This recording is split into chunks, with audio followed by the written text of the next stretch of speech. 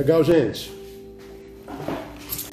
Deixa eu falar um pouquinho com vocês sobre nossas gotinhas. Para quem está aqui a primeira vez, durante toda a pandemia, nós fizemos uma livezinha, gotinhas, a gente chamou de provérbios em gotas. E a gente falou muito sobre vida lá. E depois a gente deu um tempo, uma semana, eu recomecei minhas atividades matinais e eu não tinha como fazer mais 11h50.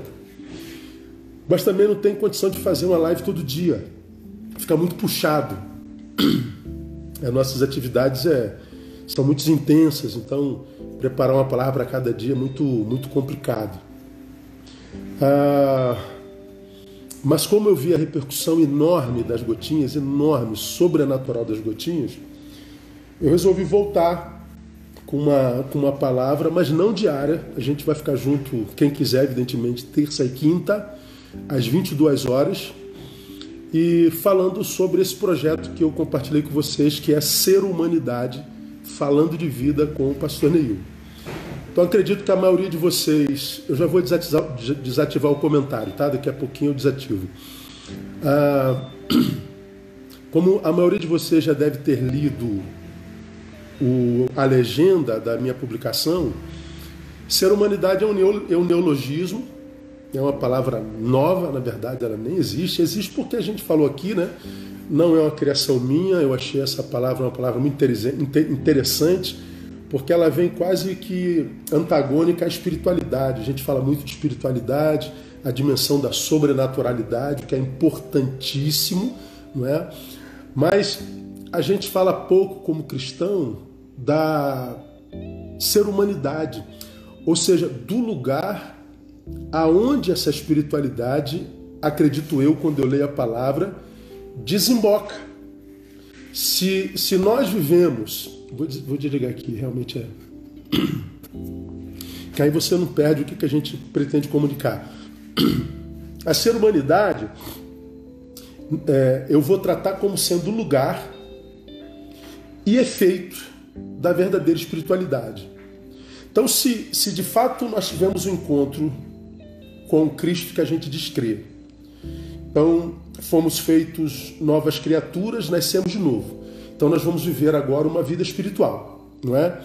Bom, se a gente vive agora uma vida espiritual, aonde essa vida espiritual se manifesta? Porque grande parte do chamado povo de Deus só vive essa espiritualidade dentro do tempo, portanto, geográfica, vive essa espiritualidade no domingo, cronológica, vive essa espiritualidade no ajuntamento do culto, portanto coletiva, mas nem sempre essa espiritualidade desemboca na subjetividade, mudando mais do que religião, mudando mais do que local de culto, mudando mais do que hora de culto, mudando mais do que indumentária e discurso. Essa espiritualidade nem sempre melhora a humanidade do sujeito que diz vivê-la. É uma incongruência.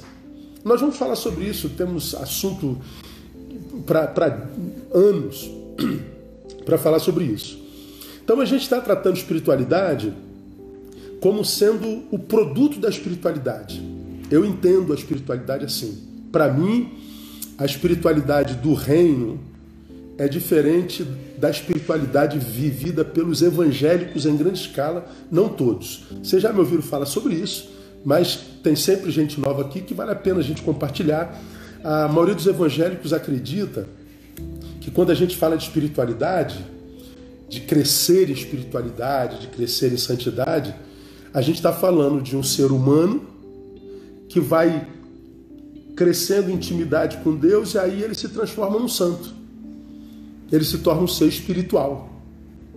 E geralmente essa espiritualidade desse ser humano que virou santo, ela é manifesta nos cultos. Suas performances espirituais, ele ora alto, ele ora em língua estranha alto, ele usa roupa diferente, ele tem os trejeitos da espiritualidade, ele usa a Bíblia maior.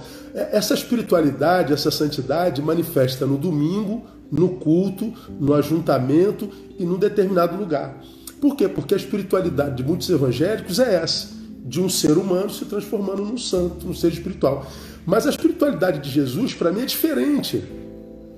É o contrário. A espiritualidade é um santo tentando voltar a ser humano de novo.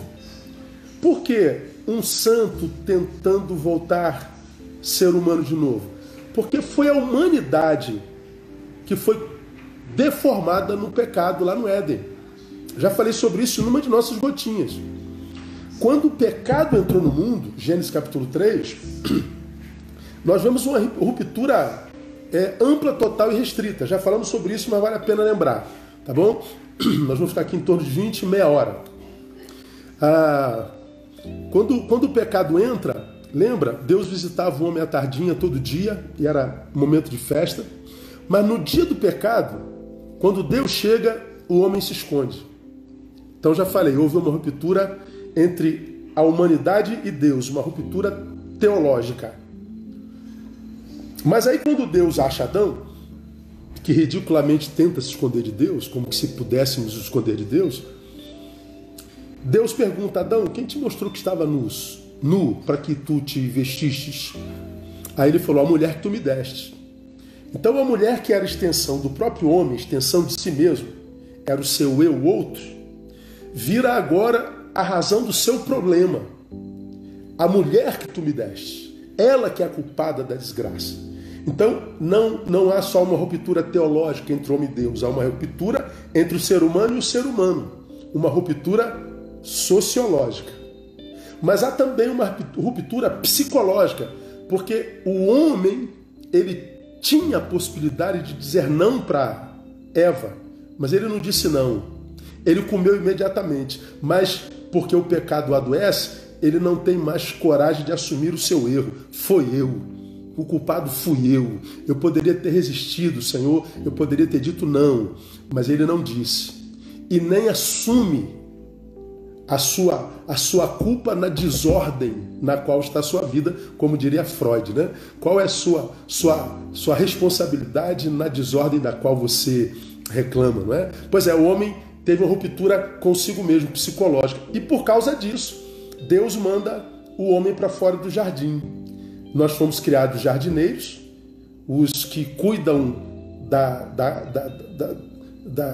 natureza, os que cuidam do país, os que cuidam do planeta, os que cuidam do lugar onde nós nascemos, na natureza. Mas Deus nos coloca para fora do jardim, há uma ruptura ecológica. Então, quando o pecado entra, eu rompo com Deus, eu rompo comigo mesmo, eu rompo com o meu próximo, eu rompo com a natureza. Ruptura ampla, total e restrita. Então, eu passo a ser gente de forma errada. Gente de forma errada está longe de Deus. Gente de forma errada não vê no outro o seu próximo e o seu semelhante. Gente de forma errada não reconhece os seus erros. Gente de forma errada vira caçador de culpados. Portanto, gente de forma errada consome o país, é gafanhoto. Consome o planeta, é gafanhoto. Então, quando a espiritualidade vem, quando o novo homem nasce, quando a obra do Cristo é gerada em nós, o que ele faz? Ele pega esse santo que foi corrompido pelo pecado, esse santo que tinha comunhão com Deus, consigo mesmo, com o próximo e com o planeta, e o que ele faz? Ele restaura nesse santo a sua humanidade. E ele se aproxima de Deus, reconcilia-se consigo mesmo, com o seu próximo e com a natureza. Então, quando eu falo de espiritualidade, eu estou falando dessa espiritualidade do Evangelho, que não é necessariamente a dos evangélicos. Essa espiritualidade restaura a nossa ser-humanidade. Como eu já falei, à luz da palavra, quanto mais santo, mais humano, quanto mais santo, mais normal, quanto mais santo, mais gente boa, quanto mais santo, menos santo parece, de tão gente que é. Então nós vamos falar dos efeitos dessa espiritualidade nesse ser humano. Vamos falar da ser-humanidade. Deu para entender? Então é o nosso projeto para esse tempo. E hoje a gente vai começar onde para mim começa tudo. Bom, se eu me encontrei com Cristo, me reconciliei com Deus, os resultados dessa reconciliação vão aparecer. Portanto, eu vou me reconciliar comigo. Eu me encontro com Deus, me encontro comigo. Então, eu me reconciliei comigo. Se eu estou bem com Deus e comigo, claro que esse Deus vai me conduzir ao próximo, que é o projeto original. Não é bom que o homem esteja só. Ninguém que se encontrou com Deus deixou de se encontrar consigo. E ninguém que se encontrou consigo porque se encontrou com Deus vive para si. Não existe carreira solo na vida espiritual. Guarda isso na tua vida. Então eu vou te dizer uma coisa que eu queria que você anotasse e guardasse. Todo aquele que se doa a Deus em conversão é doado por Deus a outrem em missão, em reconciliação. Quando eu me dou a Deus em conversão, Deus me doa a alguém em missão. Não tem jeito. É sempre um triângulo amoroso. Eu, você e o Pai. Eu, o Pai e você. Se a espiritualidade do reino, se a espiritualidade do Cristo chegou a mim, ela vai me direcionar a você. Pois é, ela produz reconciliação. Agora vamos caminhar um pouquinho. Lamentavelmente, nós vivemos num tempo, e eu digo lamentável mesmo, em que a gente não pode sequer usar a nossa visão como instrumento de análise sobre nada nesse mundo. Nada. A minha visão não serve mais como instrumento de análise. Por quê, pastor? Porque a gente não pode acreditar em nada do que a gente vê. Nada. Nós desconfiamos de tudo que a gente vê. Então, quando a gente usa só os olhos como instrumento de análise de coisas, pessoas, instituições, nós somos muito tendentes a nos enganarmos e quebrarmos a cara. Por quê? Porque a gente não pode acreditar em mais nada que os nossos olhos veem. E essa realidade, ela se agrava por causa dessa polarização maldita dentro da qual a gente vive, essa polarização patológica que virou o nosso status quo. Então o que eu estou dizendo? Eu não posso acreditar no que vejo em você e ao mesmo tempo estou longe de você. Então, vamos imaginar que eu me encontrei com Deus. Se eu me encontrei com Deus, Deus vai me levar até você, correto? E você a mim. Pois bem, só que a gente sabe do poder destrutivo do outro. A gente sabe o quanto o outro é tóxico. A gente sabe o índice de maldade do ser humano porque a gente é ser humano. Mas a gente vai ser direcionado ao outro. Não é bom só. Aí, se eu estou longe de você, como é que eu vou estabelecer uma análise a respeito de você para que eu tenha um relacionamento legal? Bom, a análise é através da visão. Só que eu não posso acreditar na visão. Como é que eu faço, pastor? Pois é, eu tenho que me aproximar. Não tem jeito. Se a gente vive polarizado e a gente não pode acreditar na visão, a gente tem que correr o risco da aproximação. Para a gente se aproximar, a gente tem que se permitir viver uma experiência evangélica que chama-se reconciliação, irmão. Reconciliação. Eu acho que a humanidade precisa passar por reconciliação. Nós estamos separados uns dos outros. Nós temos medo uns dos outros. Nós não acreditamos uns nos outros. Viramos especialistas em defeitos alheios. Nós viramos o acusador, o juiz do outro. Nós viramos o apedrejador do outro. Nós estamos sozinhos no mundo, lamentavelmente. Isso é um projeto adotado de vida completamente oposto àquele que Deus planejou para nós. Nesse mundo polarizado, a competição virou o modus vivendi. A competição virou o nosso modo de vida. A competição virou cultura. Hoje a gente fala muito em debate. Debater é disputar. Hoje a gente vê muita discussão. Tudo dá discussão. Algumas semanas atrás, um rapaz fez uma publicação aí nas redes. Eu achei interessante que eu preguei num sermão dizendo assim: nós vivemos um mundo tão louco e polarizado, nós estamos tão distantes dos outros, nós matamos tanta gente nos nossos afetos e tanta gente matou a gente nos nossos afetos, que se você escrever na rede assim, ó, a Terra é redonda, você volta 10 minutos depois, já tem debate embaixo da sua publicação e você vai ver que começa a discussão a respeito da sua publicação. Aí ele falou, cara, eu vou fazer um teste. Aí ele fez uma publicação literalmente assim, ó, a Terra é redonda, ponto, acabou. Ele voltou alguns minutos depois, cara. Aí entrou lá os terraplanistas, entrou os teólogos dizendo que a Terra não é redonda, ela é oval, porque Deus está sentado sobre o globo da Terra. Meu irmão, começou a discussão porque ele disse que a Terra era redonda. É assim, nós debatemos, nós discutimos, e se nós não chegamos a um denominador comum, nós eliminamos o outro nos nossos afetos. Por isso a solidão esmaga, por isso o suicídio avoluma-se, porque nós adotamos a polarização e por isso a competição como status quo, como modus vivendi. É terrível. O que nem todos percebemos, irmãos, é que nessa cultura, a da competição, o outro virou, consciente ou inconscientemente, o meu opositor.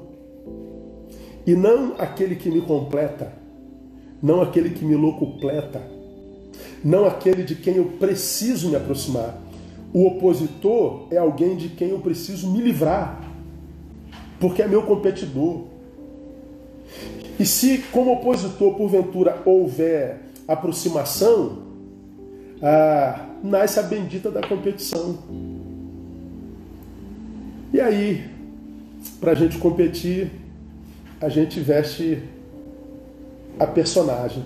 A gente precisa se mostrar forte, mesmo que você esteja querendo se matar. Você precisa se mostrar intelectual, mesmo que não leia um livro por ano. Você tem que se mostrar realizado, mesmo que tenha um buraco do tamanho da eternidade no peito. Você tem que se mostrar forte, mesmo que você esteja com vontade de chorar. Nasce o personagem, mas nasce em você e no teu opositor. E o que acontece, portanto, nesse tempo, irmão? Nós vivemos um mundo de personagens. E de personagens, a gente não tira nada, porque é uma imagem, é um vento. É o que Zygmunt Bauman chamaria de ser líquido. Você bota a mão, não tem nada dentro. É líquido, não tem consistência. O que acontece? A gente opta pela solidão. Aí a gente vive um tempo desgraçado. Ou a gente anda só, ou a gente anda mal acompanhado. E é o que a gente vê na prática pastoral, na prática de gabinete, é o que a gente vê nas nossas escutas. Somos aqui agora quase 700 links abertos, 10h20 da noite. Essa primeira live eu vou fazer de 1 hora, vamos ver se a gente consegue. E o que acontece nesses 700 pessoas que estão aqui? Tantos de vocês já foram ao trabalho hoje, já foram à luta, já foram à labuta, mataram um urso, mataram um leão, e você no trabalho desperta a inveja de muitas outras mulheres, de muitos outros homens. Há muita gente que diz, poxa, você é a minha referência, você é fera, eu queria ser igual a você, mas lá no fundo você diz, é porque você não me conhece. A gente vive num mundo de personagens, porque a gente vive só. Como que a gente sobrevive a isso, irmão? A palavra é reconciliação. Nós precisamos de reconciliação. Nós precisamos de reaproximação para que nós voltemos ao projeto de Deus. Não é bom que o homem esteja só. Solidão não é projeto de Deus para a vida de ninguém. Deus sabe que a solidão faz mal, ela é contrária à nossa natureza. E eu não estou falando só de casamento, eu estou falando de relações que sejam mais do que sexuais, mais do que eróticas, sejam de humanidade, relações de alma, de coração, relação produzida pela espiritualidade que restaura a ser-humanidade, que restaura o outro em nós e que nos ajuda a viver o projeto de Deus lá na gênese do universo. Só é bom com. Como que a gente vive isso, irmão? Nesse tempo polarizado, nesse tempo do egoísta, nesse tempo da solidão, reconciliação. Não tem jeito não. Agora, reconciliação só é possível se nós amadurecermos para praticarmos aquilo sobre o que nós vamos falar um pouquinho nessa semana, nessa terça e na quinta que vem. Perdão. Reconciliação só é possível para quem amadurece o suficiente para praticar perdão. Perdão não é coisa para menino, perdão não é coisa para menina, perdão não é coisa para moleque. Perdão é para gente grande. Perdão é para gente que tem amor próprio. E escuta o que eu vou lhe falar agora, não perde isso aqui. Quando eu falo de perdão, eu não falo só do perdão subjetivo e do perdão pessoal. Eu não falo daquele que o Neil oferece ao João porque o João me machucou. Isso é absurdamente necessário. Do eu para tu. É importantíssimo esse perdão. Mas nós vamos falar de um perdão que vai para além. Eu vou usar mais um neologismo, irmão. Eu vou falar do perdão estrutural. Eu vou falar do perdão existencial. Por quê? Porque as angústias que nós carregamos dentro, as angústias que nos habitam, o ódio que foi gerado dentro de nós e que nos habita consciente ou inconscientemente, não foram gerados só por pessoas. Nossas angústias e nossos ódios foram gerados por instituições, por estruturas. É ódio gerado pela instituição igreja, pela instituição trabalho, pela instituição Estado. Nossos ódios e nossas angústias não são só por pessoas e subjetividades. Não há brasileiro que não tenha em si um quê de ódio que não tenha sido gerado por essa estrutura brasileira, por exemplo.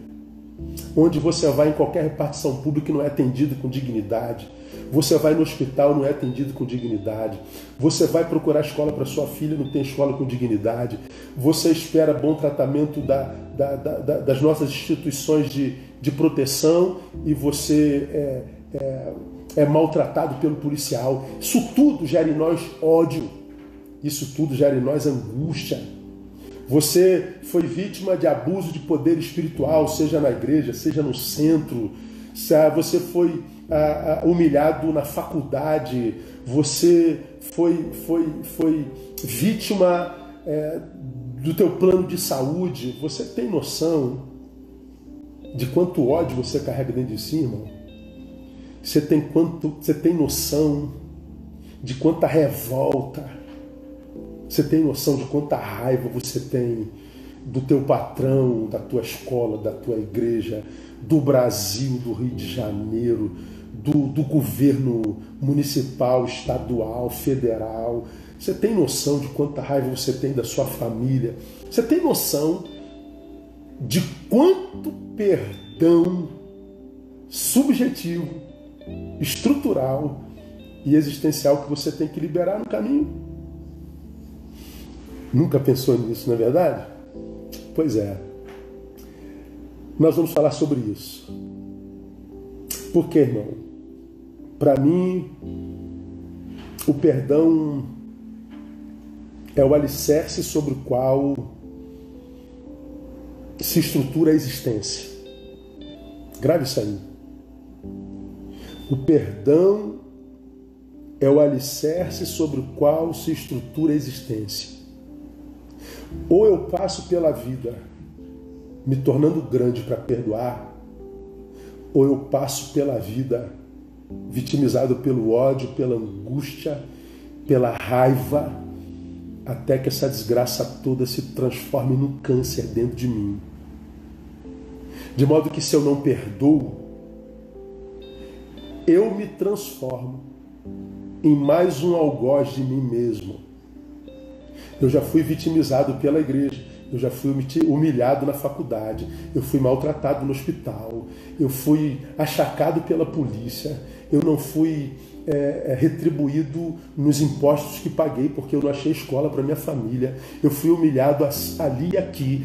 Pastor, eu estou cheio de ódio e o senhor está falando para eu perdoar? Estou. Aliás, não sou eu que estou falando não, eu vou te mostrar na Bíblia que é o Senhor quem diz para você perdoar. Porque se você não se perdoa, você se associa aos seus algozes. Quem não se perdoa se associa aos seus algozes. Portanto, irmão, ou a gente cresce, amadurece para perdoar, ou a gente faz opção pela doença existencial e espera a morte chegar. O alicerce sobre o qual se estrutura a existência é o perdão. E é o Senhor que nos ensina isso. Bom, nós já estamos juntos há 30 minutos.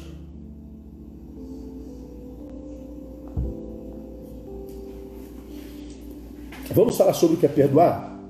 Nessa live de terça e quinta, nós vamos falar sobre o que é perdoar.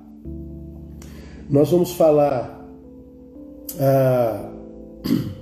não só sobre o que é perdoar, nós vamos falar por que preciso perdoar, é a razão do perdão. Nós vamos falar, terceiro, por que é tão difícil perdoar. E depois nós vamos falar sobre mitos sobre o perdão. Acho que é completinho e eu acho que o que eu introduzi hoje já dá para fazer vocês imaginar o que vem por aí. Tá bom? Então hoje nós vamos ficar falando sobre essa introdução. Nós vamos definir o que é perdão. Tá bom? Já está claro, imagino eu, a necessidade do perdão. Não é verdade? E o perdão subjetivo, o estrutural e o existencial. Então vamos falar sobre o perdão, que é o alicerce sobre o qual se estrutura a nossa existência. O que é perdoar, afinal de contas, pastor? O que é perdoar? Para isso, eu queria ler um texto com você. Mateus 18, de 21 a 35. Deixa eu achar aqui para a gente ler. Mateus 18, de 21 a 35.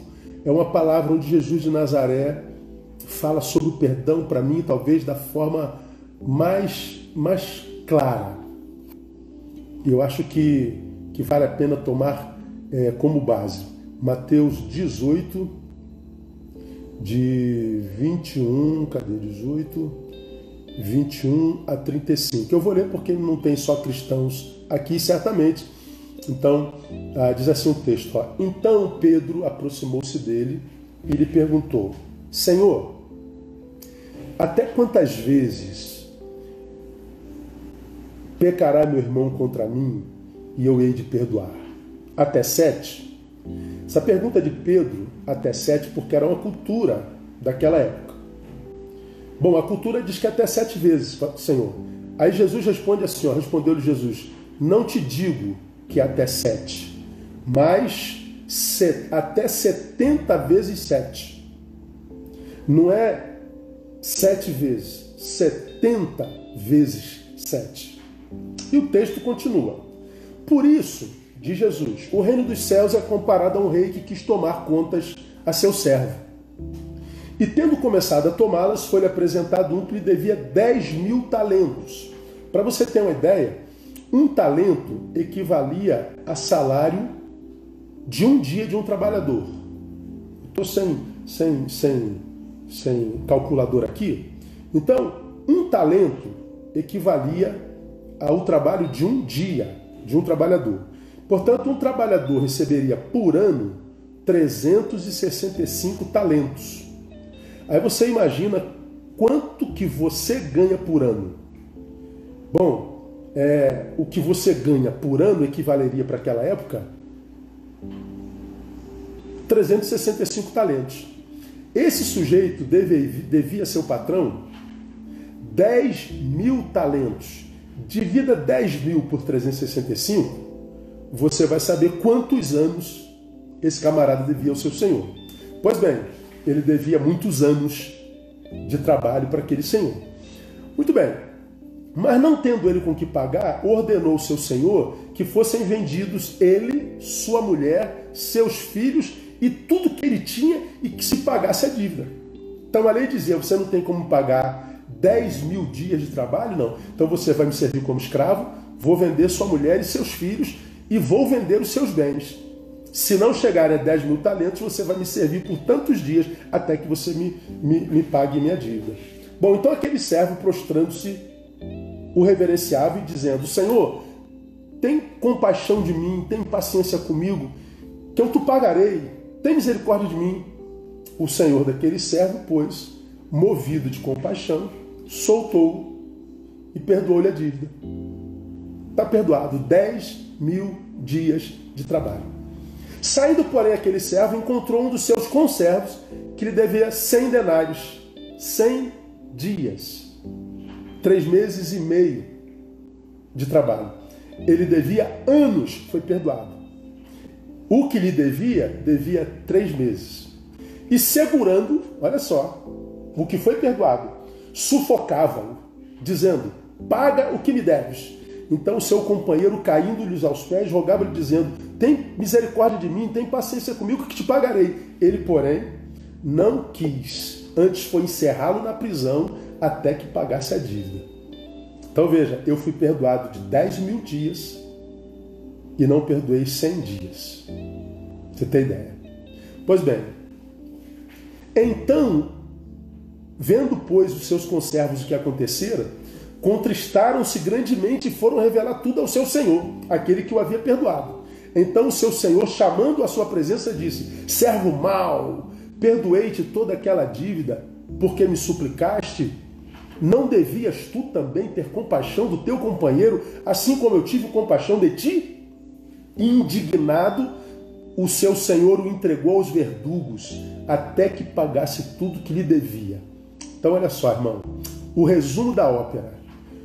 Porque eu não perdoei o meu devedor, eu perdi minha liberdade. E perdi minha liberdade por muito tempo. Porque eu não perdoei, perdi minha liberdade. Agora no versículo 35, para a gente acabar o texto. Assim vos fará meu Pai Celestial, se de coração não perdoardes cada um a seu irmão. Assim vos fará meu Pai Celestial, se de coração não perdoardes cada um a seu irmão. Deu para entender o poder do perdão na vida de um homem, irmão? Eu e você sabemos, fomos perdoados por Deus. Se eu não perdoo a quem me deve ou ao que me deve, eu não aprisiono esse alguém a mim. Eu me aprisiono. Eu perco minha liberdade. Então a gente já sabe que quem tem a quem ou ao que perdoar nunca será pleno na vida, porque está apenado, está em cadeia. Eu estou livre, mas não para viver tua liberdade plenamente. Então o perdão não é uma opção, é uma necessidade. Portanto, como vocês já me ouviram falar, eu não perdoo porque o sujeito merece. Eu perdoo porque eu mereço. Eu não perdoo porque eu te amo. Eu perdoo porque eu me amo. O perdão é uma questão de amor próprio. Porque eu quero viver plenamente. Eu quero viver plenitude. Já que em Cristo eu fui liberto, eu não quero construir eu mesmo uma cadeia para mim. Não faça isso com você, perdoe. Vamos lá, para a gente caminhar para o final. Vou ficar no primeiro tópico hoje. O que é perdoar? O texto lá, perdoa não 7, mas 70 vezes 7, é o termo grego charizomai, que começa com charizomai, charizomai, que traduzido literalmente é ser gracioso com. Isto é, usar da mesma graça que usaram para contigo. No caso, usar da mesma graça que Deus usou para contigo. Até quando eu devo perdoar? Usar de graça, ser gracioso com meus irmãos. 70 vezes 7. Ou seja, usa para com o teu próximo, para com a vida, da mesma graça que Deus usou para você. O texto charizomai, a palavra charizomai, vem da mesma raiz da palavra graça. A palavra graça no grego é charis. Perdão é charizomai. A mesma raiz. É quase que a mesma coisa. E qual é a tradução literal de charis? Você aprendeu na escola bíblica dominical. Favor e merecido. Então, quando a gente fala de perdão, a gente não fala de uma coisa que a gente oferece a alguém ou alguma coisa, porque ele pode ser estrutural e pode ser existencial. Eu preciso perdoar a vida. Eu não ofereço o perdão porque aquele merece. Se ele merecesse, eu não precisaria perdoar. Seria uma dívida minha. Então o perdão tem essa conotação da graça, é favor imerecido. Eu não perdoo porque ele merece. Eu perdoo porque eu preciso. Só que, como eu falei, precisa ser grande para perdoar. Porque se não for, você é refém do teu ego.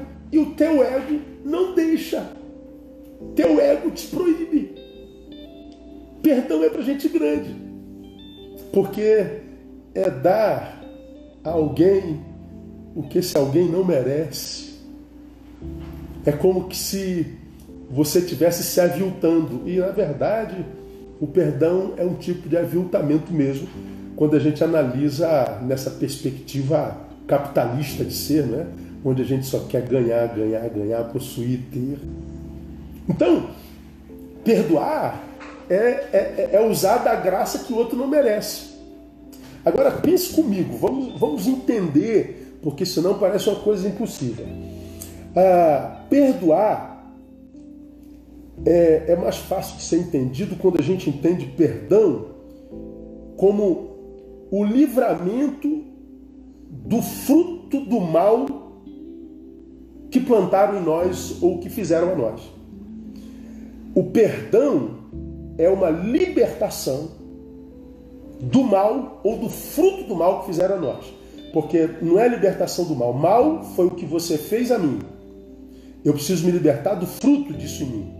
Né? Vamos dar um exemplo aqui prático. Vamos imaginar, vamos pegar uma doença antiga. Vamos pegar a AIDS.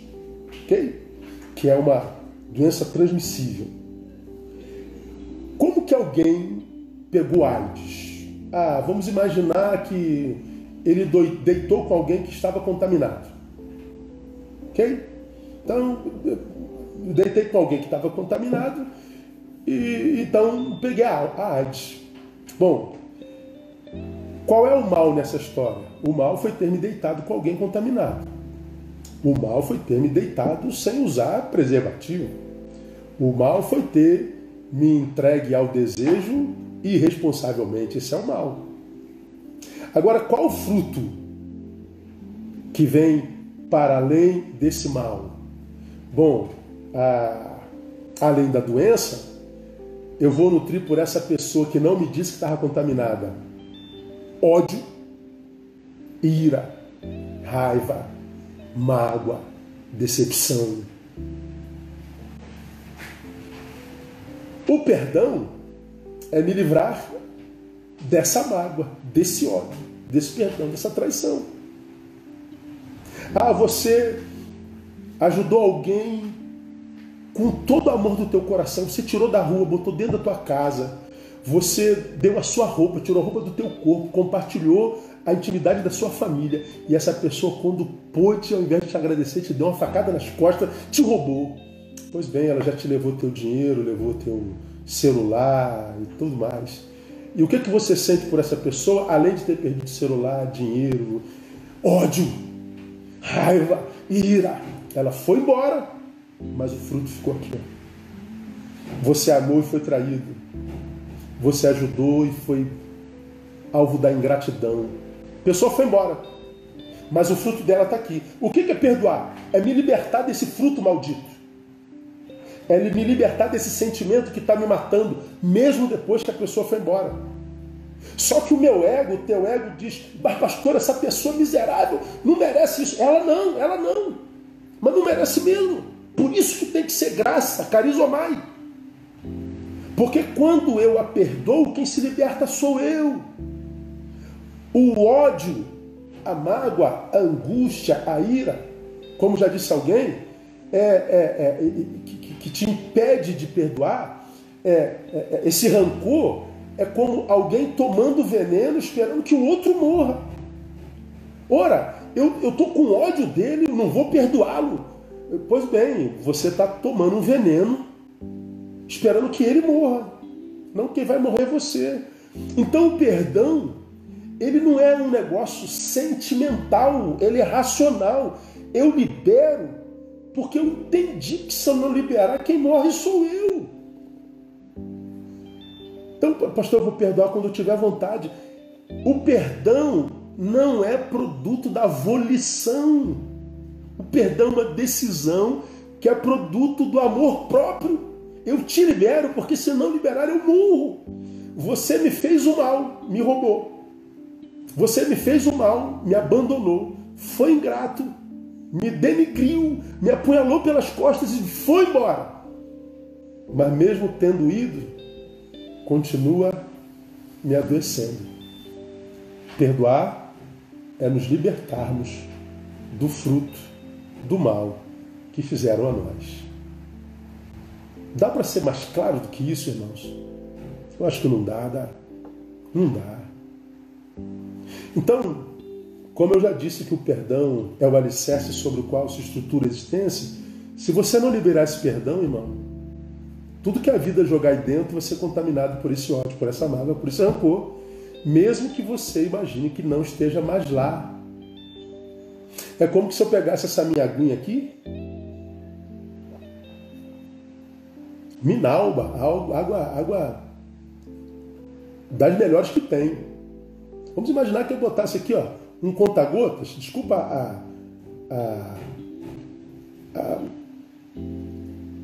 a referência negativa, vamos imaginar que eu pegasse um conta-gota e botasse aqui, ó, nesse litro d'água, uma gotinha de urina. Você beberia? Nem eu. Essa gotinha estraga toda a água. Então, se você joga água limpa, preciosa dentro de você, se Deus joga sentimento bom, se Deus joga ideias boas, se Deus te enche de generosidade, de coisas boas, quando essas coisas boas se encontram com esse lixo todo dentro de você, isso tudo é contaminado. É por isso que tem um monte de gente que começa um monte de projeto e não acaba, porque tudo que foi jogado dentro dele, porque os alicerces não estavam prontos, e o alicerce da existência é o perdão, tudo que ele constrói vai à bancarrota. Perdoar é libertar-nos do mal que fizeram a nós. Então, queridos, o perdão é uma necessidade existencial. A gente precisa perdoar. Nós vamos ter que ficar por aqui, falta 10 minutos. Eu tenho certeza que a maioria de vocês está dizendo aí, pô, não termina não, pastor, continua aí e tal. Não vou continuar não, eu quero deixar você com essa gotinha, esse gostinho de quero mais na tua boca. Mas eu acho que nessa primeira live deu para ficar bem claro, mas muito claro, o que a gente pretende conversar nesses nossos diálogos sobre a vida. Essa palavra minha, ela termina aqui e depois, daqui a pouquinho, ela vai para o meu canal do YouTube. Ela não vai ficar mais como outrora no IGTV, tá? Eu reativei os comentários aí, tá? Essa palavra não vai ficar mais no IGTV, vai para o meu canal do YouTube. Então, se você não está inscrito, você se inscreva lá no canal do Pastor Neil e ela daqui a pouquinho está lá, daqui a 10, 15, 20 minutos ela já vai estar lá, tá bom? Neil Barreto é o canal do Pastor Neil Barreto. Se você foi abençoado com essa introdução, compartilhe essa live aí, indica para alguém. Eu acho que toda a humanidade precisaria ouvir essa palavra, porque eu vou repetir: o perdão é o alicerce sobre o qual se estrutura a existência. Se a gente não perdoar, nossa existência nunca encontrará solidez. Ela sempre tenderá para um lado ou para o outro. Fácil? Não é. Eu vou falar porque não é fácil na semana que vem. Agora, guarda no seu coração. Tudo que você diz que não é fácil, ao mesmo tempo você está dizendo não é impossível. O difícil não é impossível. Ok? Então, quando você for praticar perdão, não pensa no outro, pensa em si mesmo.